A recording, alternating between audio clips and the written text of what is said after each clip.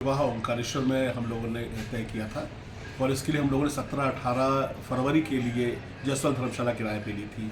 17 को हम लोग यहाँ शिफ्ट हुए। सब काम धीरे से चल रहा था। कुछ लोग ऐसे थे जो वहाँ पर हमको बिना पहचान वाले दिख रहे थे। ऐसा लग रहा था कि वो लोग जो परिसर है उसी के लोग हैं वो, क्योंकि वो कमरे में आके हमसे पूछताछ कर रहे थे कि लेटरिन साफ़ है कि नहीं, सफाई बराबर हो रही कि नहीं, वॉशरूम क्लियर है कि नहीं।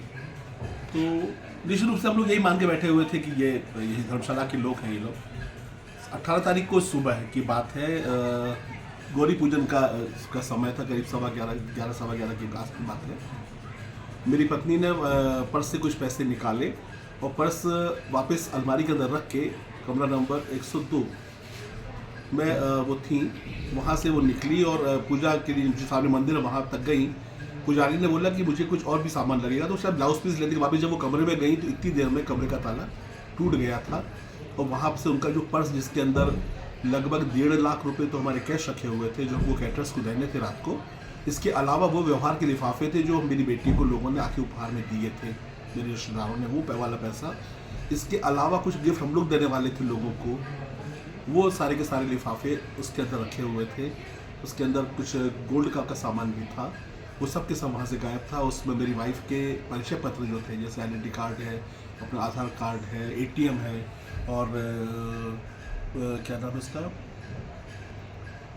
अन्य दस्तावेज रखे होंगे। हाँ, पूरे उसकी जो आइडेंटिटी कार्ड थे सारे उसी में रखे थे। मेरी वाइफ जो है वो पीपल हायर सेकेंडरी स्कूल में लेक्चरर हैं, तो उनके पास पूरे सरकारी जो उनके दस्तावेज थे वो साथ में थे। वो पूरा का पूरा पर्स वहाँ से गायब हो चुका था। वो घबरा के बाहर आई और उन्होंने लोगों को बताया।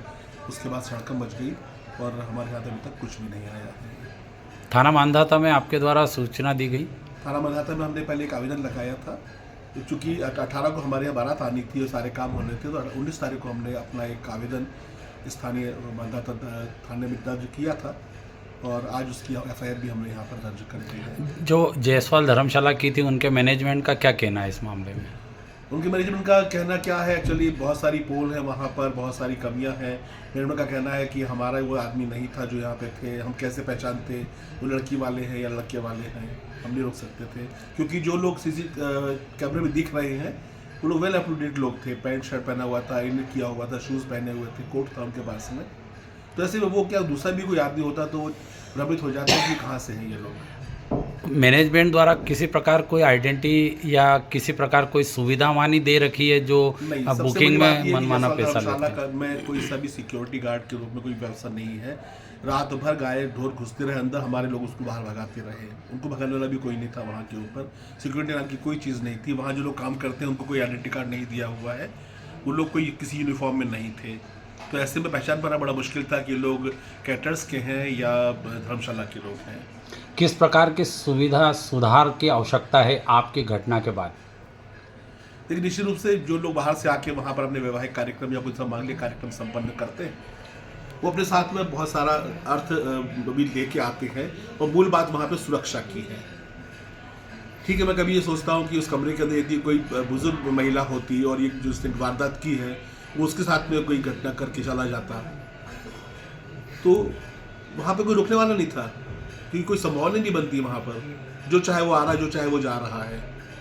सुरक्षा के पुख्ता इंतजाम की आवश्यकता है। है। आपका परिचय? मैं दीप तिवारी, पूर्व आकाशवाणी उद्घोषक हूँ, निमाड़ अंचल का डायरेक्टर हूँ और एक रोटी पत्रिका जो कि नमः शिवाय मिशन शिव कोटि ओंकारेश्वर की प्रकाशित होती है, उसका 2011 से संपादक हूँ।